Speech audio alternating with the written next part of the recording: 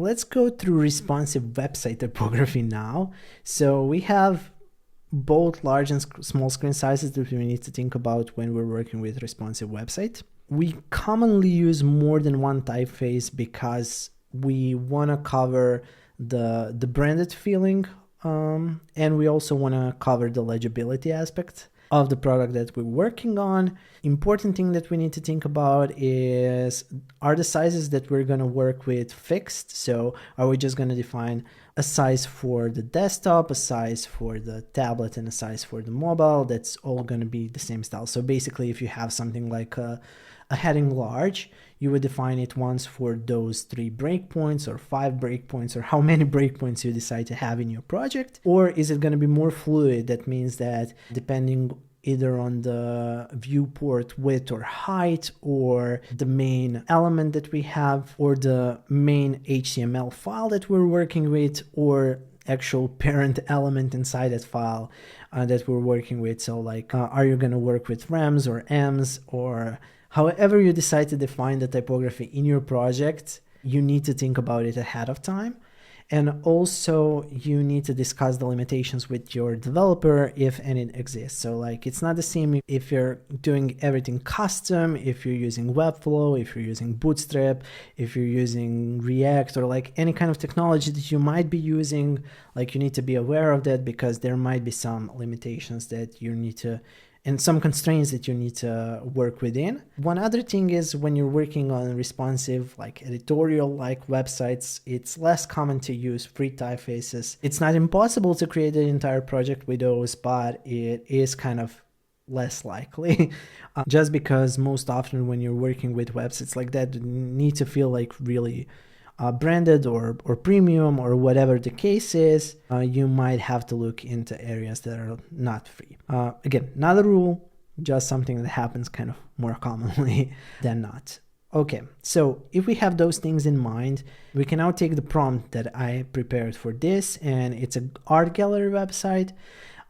So I took couple of screenshots of different websites, the Met in New York, also Hello Museum, I also think it's somewhere in America, maybe even New York, the British Museum, one of Virtual Museum, which I felt like is a really nice example of a website that uses typography well, and then also a museum from Tokyo, Japan.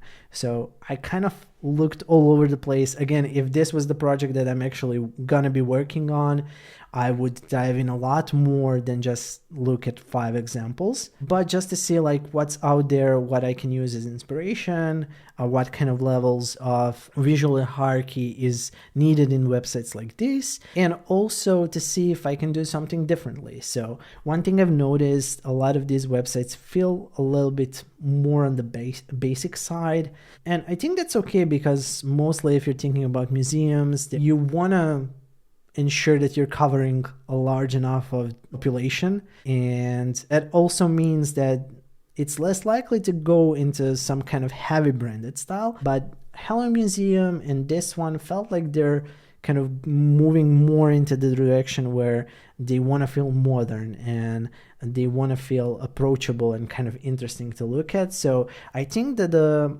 art gallery that we're going to be working on is going to move more into that direction.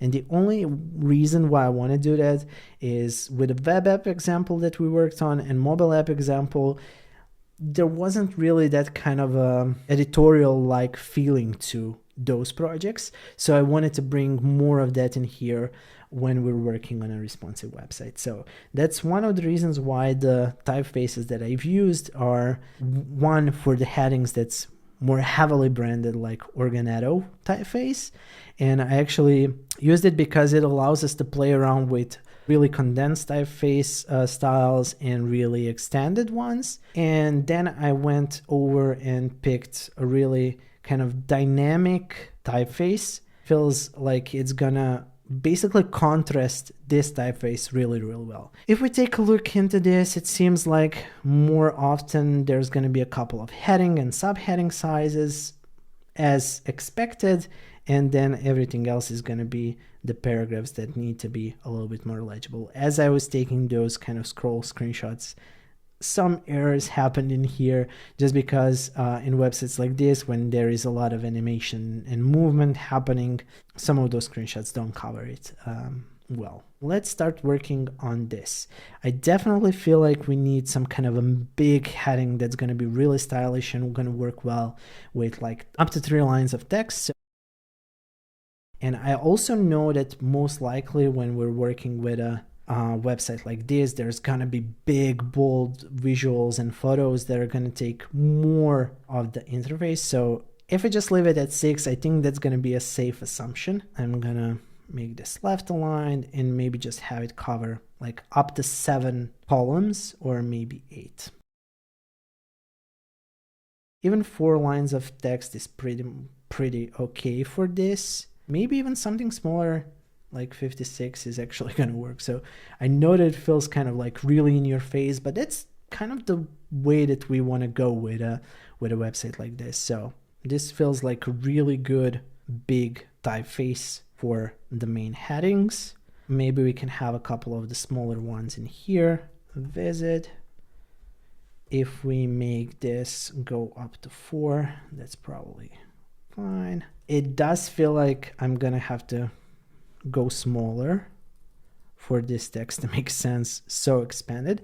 But one other thing that I could do is use bold but just extended, so maybe like this. Or I could go into the other area of it being condensed and kind of play around with the idea of condensed and expanded being used for different levels. So maybe something like bold condensed. And maybe just to ensure that these are going to work, I'm going to make them all go through 3 lines.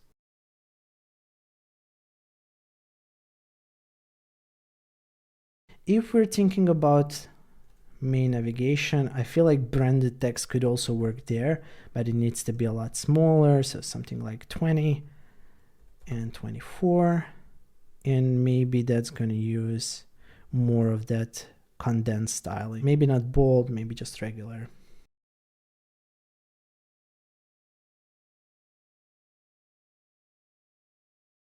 Sorry, yeah, let's align these to this, and inside of these, just ensure that everything is neatly aligned. Let's do something like that. This pretty much covers the main sections. I would maybe think about, instead of using bold, to maybe like use something like this and see if it works or not. What kind of a styling do we have in here? Regular, ultra condensed. So if I take these 3 and go into ultra condensed regular, maybe that works even better. It feels like those two are really playing off each other. I'm gonna take this as some kind of a subheading style that we already defined. We could have it a level bigger for some of those other areas that I do think that needs a little bit of a bigger break. Bold style, or maybe medium, and then below that we're gonna have to have some kind of a smaller styling. For this, it's gonna say Thursday. Let's see if we need to make this styling a little bit more like this. I just feel like it's gonna work better with the style that we have for the main titles, and let's make this just a little bit more subtle with styling. Now, one thing that we also need to cover, so we have like main headings, some subheadings.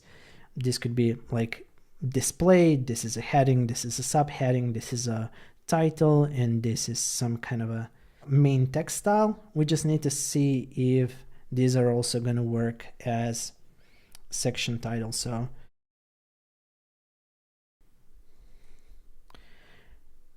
okay, so I just copied the text from one of the museum websites just to see how it could work.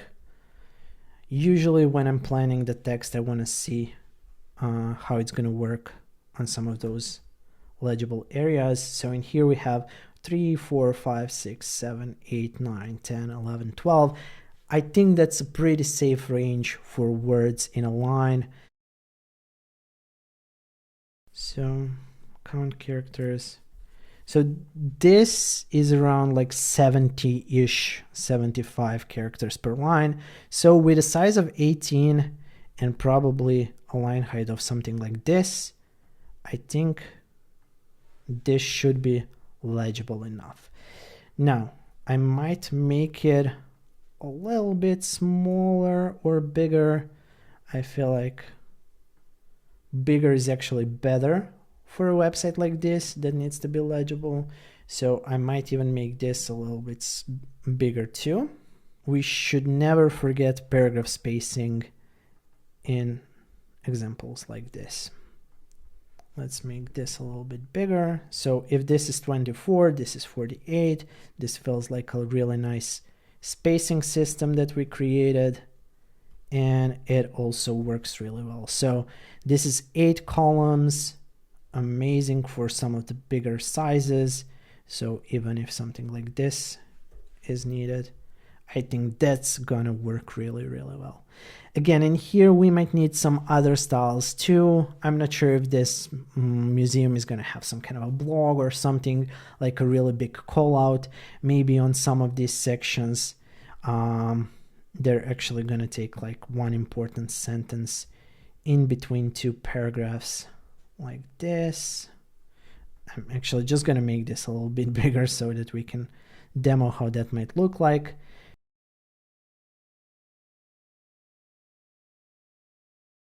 So yeah, if they want to make something really stand out, they could do it like this. They can just make it go through one more column, which might work even better. Or they can make it break the text like this, but it should never be bigger than a subsection heading. So I think I'm gonna make those even bigger to allow for things like this. Now, one thing that we could do in here, maybe use like medium italic or just like something to make it stand out more. You can always use color or something. Overall, I feel like this gives us enough to play with. Now, one thing that we need to do on a website like this is we need to see how that's going to work on smaller sizes. So if we take this to a tablet size, it definitely doesn't work anymore. So we need to see what size might work. This is going to be enough. Do the same thing in here. This needs to feel a lot smaller than this. So in here we had 32. In here I think I'm gonna do something like 28. It's not as big of a difference when it comes to sizes, but since this is condensed, I don't think it's needed. There is enough contrast in the fact that this text is condensed. So the only other thing I really want to do is see how these are gonna work. And I think this needs to be a lot smaller on a tablet. So something like this might be a good draft. 17. Maybe on tablet it's not actually going to go through just 8 lines, it's going to go through more. Authoritative is kind of the line where we want to have that break. Should be good. And I changed this from 24 to 12 just because I want kind of half a line to go between these paragraphs. Maybe if we use 15, that's also going to work, but I don't want to go too small. And then for this one, if this is 21, this is 16, maybe something like 18 is going to be enough. 24, 32. Awesome. Yeah, I think this is very legible. I would test it on a tablet device though before I say I'm certain about it. And then the same thing on the phones. I'm leaning towards more just having like a couple of breakpoints where the text changes in size. So I'm kind of looking at it from a lens of tablet and mobile devices having some sizes set. And then if the screen is a little bit larger, it just fills in more space, but it doesn't actually become larger. Versus if I was using approach with rems or ems or vertical and horizontal widths and heights. On a mobile size like this, I'm guessing it's not gonna overlap with a photo. More likely it's gonna be some kind of a treatment like this. When you're planning your text, you can also think about like responsive layouts. So you can see in here, I kind of see those two overlap like this, but maybe on phone it's gonna overlap like this, and I think it's gonna work. It seems like it's a pretty good size. Something like this needs to be a lot smaller, so I'm guessing maybe like 18. One thing that I really do like about a size like this, it seems like it's gonna still work with even 3 columns, which I'm not sure you're ever gonna use on a phone. I am gonna make the line height a little bit smaller though. Yeah, this feels more consistent with what we were doing in all of the other areas. And then let's take the heading and see if this is gonna be legible enough. I am gonna make this a little bit bigger just because I do think we're gonna need it on phones. So something like 18 could be a really good subsection heading on a size as small as this one. I'm gonna grab this text, make it fill the entire grid that we have, and I'm gonna make this a little bit smaller. So probably 15. I'm gonna leave the line height the same, and I'm gonna leave the paragraph spacing the same, because as I'm making the line length a lot smaller on phones, I do wanna keep the line height a little bit bigger in ratio when compared to the tablet, just because the length is smaller. So if I'm making the font size smaller, I'm not necessarily going to make the line height smaller, because I do want to have more spacing in between the lines of text to make it more legible working with a smaller line length. When it comes to this call out that we have in here, I'm not necessarily going to make it any smaller, but I might play around with a different way to break kind of the grid, because the grid is broken on tablet and desktop. So I do want to kind of keep that on phone without actually making this a couple of columns smaller, because this is the part that needs to stay legible. So I might make this even smaller and kind of with that ensure that it still feels like a call out. Now, for my final test, I'm gonna again open Figma Mirror and see how this feels on my phone. Honestly, feels awesome. One thing that I would do is now, when I'm actually seeing it on my phone, Agile Sans seems to be a pretty large typeface. So I'm actually gonna try it with a smaller font size. So even 14 seems to be working well. Honestly, this feels pretty large to read. Even though 14 isn't something that I would necessarily just kind of jump into and say like, yeah, that's a good font size, I feel like 14 is going to work with this typeface on a phone, knowing how big typefaces usually feel on my phone. One thing that I just remembered is I'm working with a really small width 360, and I have a pretty wide phone. So if I take this and stretch it to 430, just so that I don't have to worry about this a lot, I'm just gonna make it left and right. And now I'm gonna test that size. Yeah, that's the reason why. It was zooming into my photo a lot, into my frame a lot. So I think I'm actually gonna keep it at 15. Okay, perfect. That's one of the things why you always want to test on your phone. One thing that I kind of forgot is, because I'm working on a mobile responsive site, I really want to ensure that the smallest sizes still work. So I often go with 360 for the width of my responsive website. And when I was testing it on my phone, I forgot that this phone is 430 in width and not 360. So that's 70 pixels of size that it was zooming into. That's why a font size 14 felt big enough to me. But when I actually made it the size that this is gonna be on, so 430, 14 was too small. So I'm going back to 15. I know that 15 is a little bit smaller than you would usually go to have as your go-to size. You would usually start at 16, but honestly, Agile Sans at size 15 seems like it's big enough to be legible for most people.